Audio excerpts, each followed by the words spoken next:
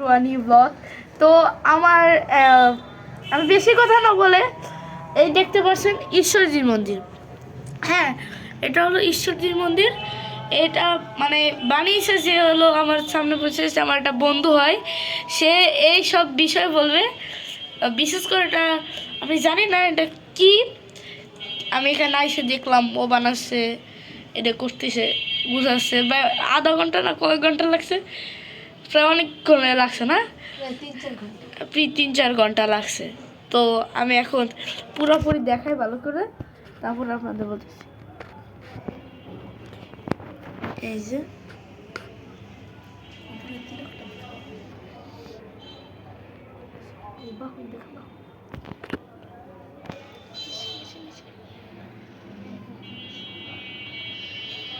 তো এটা তৈরি করেছে আমাদের এই নির্ঝর বন্ধু। তো আপনাদের কারণ আমরা তো প্রায় অনেকেই বয়সে বড় আছে এবং ছোটও আছে, তারা ছোট, তাদের আমি বেশি কিছু বলবো না, কারণ তারা তো ছোট, তারা এইখানে ভাই বলতে পারে, কিন্তু যারা বড় তারা এখানে ছোট ভাই বলতে পারেন।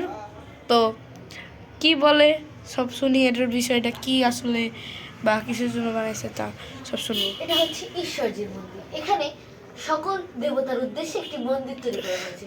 এই মন্দির তৈরির মূল উদ্দেশ্য হচ্ছে বিভিন্ন ধর্মের মানুষ কিন্তু এখানে আসতে পারে, কিন্তু এটার যে বড় কথা হচ্ছে এটা হিন্দু ধর্মের মন্দির। এখানে সকল দেবতার উদ্দেশ্যে এই মন্দিরটি তৈরি করা হয়েছে।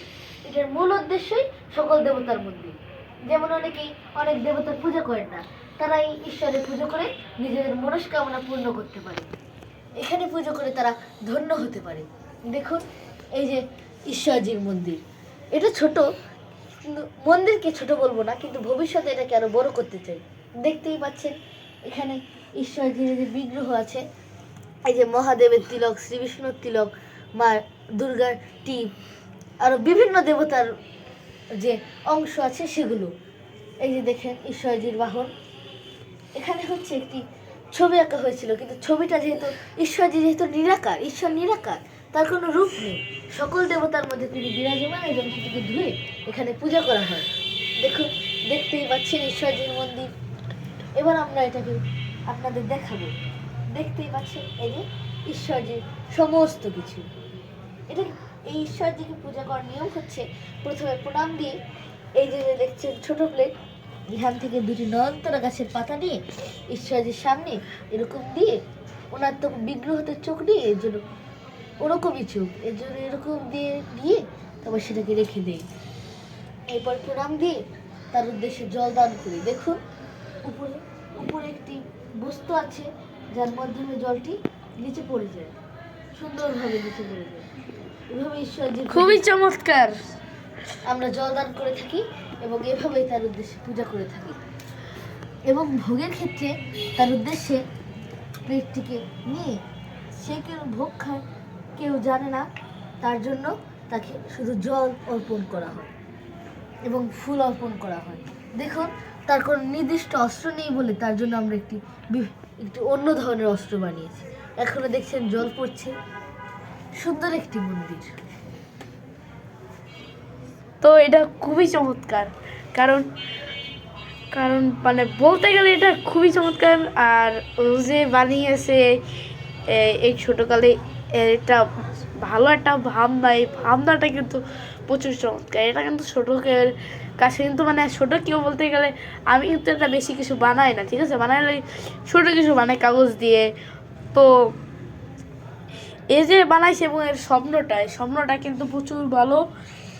আর কি বলবো, মানে এত চমৎকার হয়েছে, তা তোমরা একবার দেখো। এই দেখো,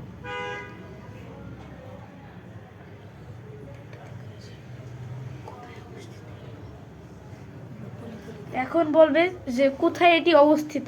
এটি আপনাদের এখানে যদি পুজো দিতে চান বেশি দূরে আসতে হবে না। আর ঈশ্বরজি বেশি কিছু গ্রহণ করেন না, তার কাছে ভক্ত খালি জল এবং ফুল দিয়ে যদি প্রণাম দিয়ে তার মনস্কামনা বলে, সে অবশ্যই তার মনস্কামনা পূর্ণ করবে। এটির অবস্থান হচ্ছে ভাঙ্গা টাউন, ভাঙ্গা কাছারিপাড় বাজার, এবং এটির অবস্থান ভাঙ্গা স্বপ্ন সুপার মার্কেটের উল্টো পাশে শাহ আলম মঞ্জিল 4 তলা। এখানে আসলে আপনারা পেয়ে যাবেন।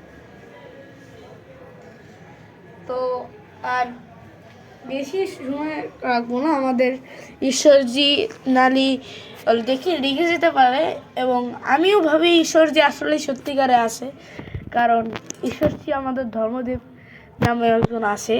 তো সবার মধ্যেই কিন্তু ঈশ্বর আছে, হ্যাঁ এটা সত্যি, সবার মধ্যে ঈশ্বর আছে, যেটা ব্যাঙ হোক বা ছাগল সবার মধ্যে আছে, মানুষের মধ্যেও আছে। আর দেবদেবীদের ভিতর বেশি আছে, কারণ দেবদেবীরা তার অংশ। হ্যাঁ, ঈশ্বরের আরে মানে রূপগুলা, ঈশ্বরের তো কোনো আকার নেই, উনি নিরাকার। তো কোনো একটা আকার তো দিয়ে লাগে, না আকার দিলে মানুষ বুঝবে কীভাবে? এগুলো হলো আকার বলতে গেলে। তো বেশি কথা না বলে আমাদের ভিডিওটা এ পর্যন্ত থাক, বাই বাই।